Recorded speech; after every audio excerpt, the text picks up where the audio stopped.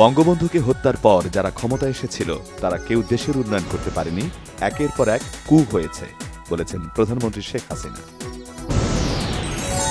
বিএনপির মহাসচিব মির্জা ফখরুল ইসলাম আলমগীর বলেছেন, আদালতের দোহাই দিয়ে বিএনপি চেয়ারপারসনকে উন্নত চিকিৎসা থেকে বঞ্চিত করা হচ্ছে। বেগম খালেদা জিয়ার সুস্থতা কামনায় দোয়া মাহফিলের আয়োজন করে মুক্তিযোদ্ধা দল। এতে বক্তারা বলেন, খালেদা জিয়াকে তিলে তিলে মৃত্যুর দিকে ঠেলে দিচ্ছে সরকার। সরকারি কর্মকর্তারা দুর্নীতি করে, রাজনীতিবিদরা করেন না সেটা বলা যাবে না, মন্তব্য সড়ক পরিবহন ও সেতুমন্ত্রী ওবায়দুল কাদেরের। শুধু আমলাদের দিকে আঙুল না তুলে রাজনীতিবিদদেরও আয়নায় চেহারা দেখার অনুরোধ। সাবেক সেনাপ্রধান জেনারেল আজিজের বিরুদ্ধে ভিসা নিষেধাজ্ঞা গণতন্ত্র ও আইনের শাসনের প্রতি যুক্তরাষ্ট্রের প্রতিশ্রুতির প্রতিফলন বলেছেন পেন্টাগনের মুখপাত্র জেনারেল প্যাট রাইডার। ঝিনাইদহ ৪ আসনের সংসদ সদস্য আনোয়ারুল আজিম আনার হত্যায় জড়িত সন্দেহে পলাতক ২ আসামি মোস্তাফিজুর রহমান ও ফয়সাল আলীকে খাগড়াছড়ি থেকে গ্রেফতার। তিস্তাসহ যে কোনো দ্বিপাক্ষিক চুক্তির সময় বাংলাদেশকে স্বাধীন সার্বভৌম দেশ হিসেবে নিজেদের সক্ষমতা জোরালোভাবে তুলে ধরার আহ্বান সিপিডির। স্থানীয় সরকার, পল্লী উন্নয়ন ও সমবায় মন্ত্রী বলেছেন, পল্লী অঞ্চলের নাগরিক সুবিধা নিশ্চিত করতে না পারলে ঢাকার জনসংখ্যাগত সমস্যার সমাধান হবে না। বাণিজ্য প্রতিমন্ত্রী আহসানুল ইসলাম বলেছেন, দেশে পণ্যের যথেষ্ট সরবরাহ রয়েছে, বাজার অনেকটাই স্থিতিশীল।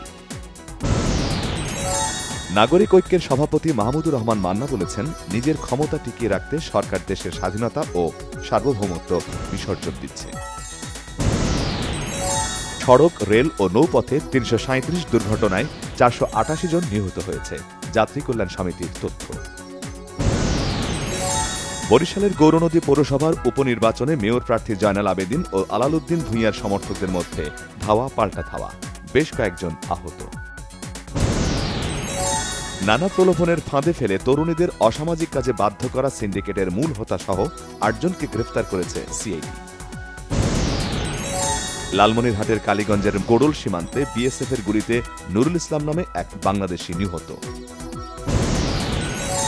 নারায়ণগঞ্জের ফতুল্লায় বুড়িগঙ্গা নদীতে তেলের ড্রামবাহী ট্রলারে অগ্নিকাণ্ডে দগ্ধ হয়ে একজনের মৃত্যু, পুড়ে গেছে ট্রলারে থাকা সব পেট্রোল ও ডিজেল। বগুড়া জেলা কারাগারের ছাদ কেটে দেয়াল টপকে পালিয়েও শেষ রক্ষা হয়নি মৃত্যুদণ্ডপ্রাপ্ত ৪ আসামির। কয়েক ঘণ্টার মধ্যেই তাদের গ্রেফতার করে পুলিশ। মে মাসে ইসরায়েল অভিমুখী একটি অস্ত্র বোঝাই ভারতীয় কার্গো জাহাজ উপকূলে নোঙরের অনুমতি দেয়নি স্পেন। ভারতের চেন্নাই বন্দর থেকে ছেড়ে যায় ২৭ টন অস্ত্র ও বিস্ফোরক বোঝাই জাহাজটি। টি-20 বিশ্বকাপে বৃহস্পতিবার সকাল ৬:৩০টায় সেমিফাইনালে মুখোমুখি হচ্ছে দক্ষিণ আফ্রিকা ও এ আসরের সাড়া জাগানো দল আফগানিস্তান।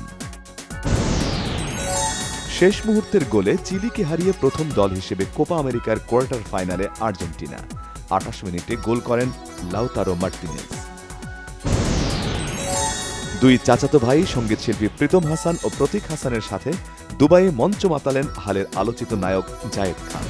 একাধিক অনুষ্ঠানে পারফর্ম করেন তারা।